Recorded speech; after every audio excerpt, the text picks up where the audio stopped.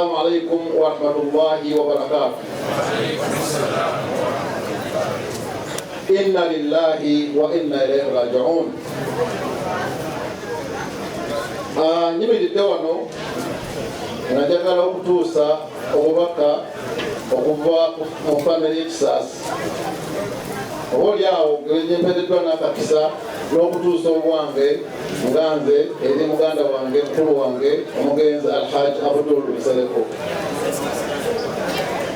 Famire ya Alhajj Nsereko n'Ekisaasi zimanyiganyidde ddala bbanga ddene 10 tugenda mu 5 nga twemanyi. Naye ng'ekyasinga tugatta kyekibiina kye twalimu ekya Musbahuddin Enaggulu kyetulimu ekya Musbahuddin Enaggulu. Omugenzi gy'abadde nga ye muwandiisi waffe ate nga muzeeyi Shaban Sebagala yali muwi w'amagezi nga tannamujjulula.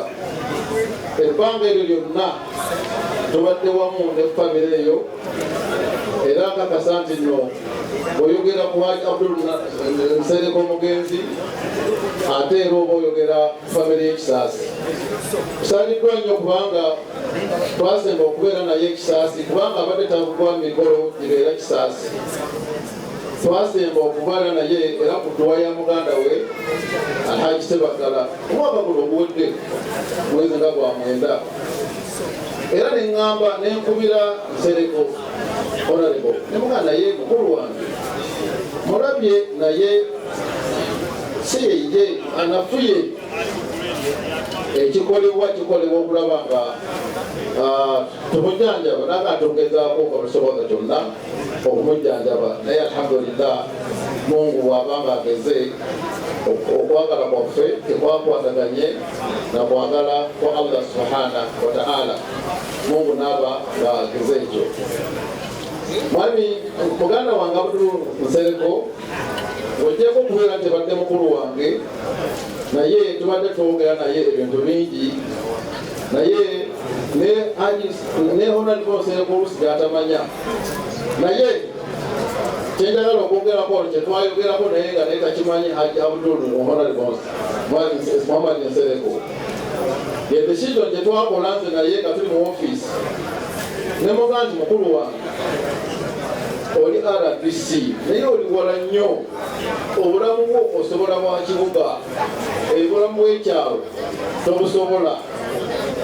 Naali badde nteesa tewali badde olizayininga n'obeere ne Kampala n'okola emirimu gyo ogikola mu Kampala, kubanga era ifu gy'omanyidde ey'omukyalo ejja kwongera kubeera nga ekukaddiya.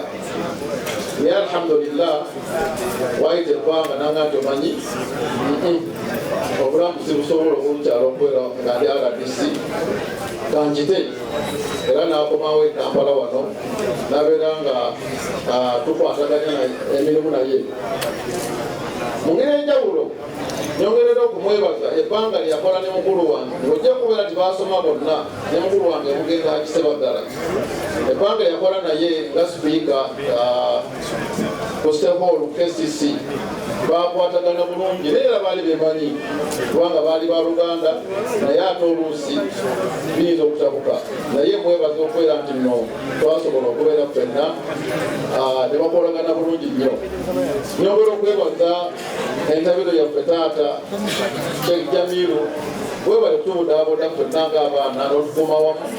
Ensonga ezivudde Enaggulu n'ozitumanyisa, ate ate ezivudde Ekisaasi n'ozitumanyisa ab'Enaggulu osobola okutambulira wamu.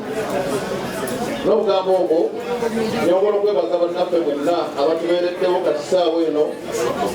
Njagala okwebaza abo bonna abanaalusula naffe, njagala okwebaza mu advance, era njagala okwebaza abo bonna mu advance abanaatuwerekera nga tugenda okugalamiza omunnaffe Mungu yajuludde. Mwebale nnyo mwebale ddala, tusaba Allah subhanahu wa ta'ala abaddizeewo byonna gabiza okutambula. Assalamu alaikum warahmatullahi wabarakatuh.